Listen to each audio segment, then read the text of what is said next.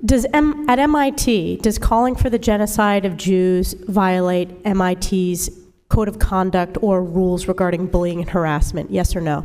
If targeted at individuals, not making public statements. Yes or no? Calling for the genocide of Jews does not constitute bullying and harassment? I have not heard calling for the genocide for Jews on our campus. But you've heard chants for intifada. I've heard chants, which can be anti-Semitic depending on the context, when calling for the elimination of the Jewish people. So those would not be according to the MIT's code of conduct or rules?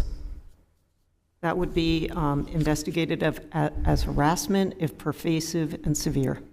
Ms. McGill, at Penn, does calling for the genocide of Jews violate Penn's rules or code of conduct? Yes or no? If the speech turns into conduct, it can be harassment, yes. I am asking specifically calling for the genocide of Jews. Does that constitute bullying or harassment? If it is directed and severe or pervasive, it is harassment. So the answer is yes. It is a context-dependent decision, Congresswoman. It's a context-dependent decision. That's your testimony today. Calling for the genocide of Jews is depending upon the context. That is not bullying or harassment. This is the easiest question to answer yes, Ms. McGill.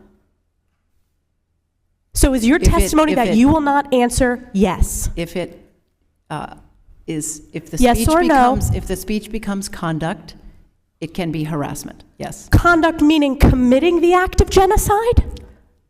The speech is not harassment?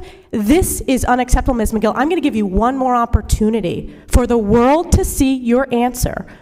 Does calling for the genocide of Jews violate Penn's code of conduct when it comes to bullying and harassment? Yes or no? It can be harassment. The answer is yes. And Dr. Gay, at Harvard, does calling for the genocide of Jews violate Harvard's rules of bullying and harassment? Yes or no? It can be, depending on the context. What's the context?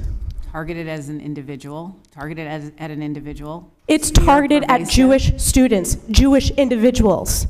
Do you understand your testimony is dehumanizing them? Do you understand that dehumanization is part of anti-Semitism? I will ask you one more time.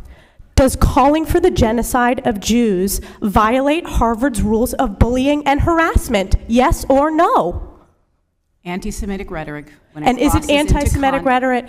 Anti-Semitic rhetoric when it crosses into conduct that amounts to bullying, harassment, intimidation, that is actionable conduct, and we do take action. So the answer is yes, that calling for the genocide of Jews violates Harvard Code of Conduct, correct? Again, it depends on the context. It does not depend on the context. The answer is yes, and this is why you should resign. These are unacceptable answers across the board.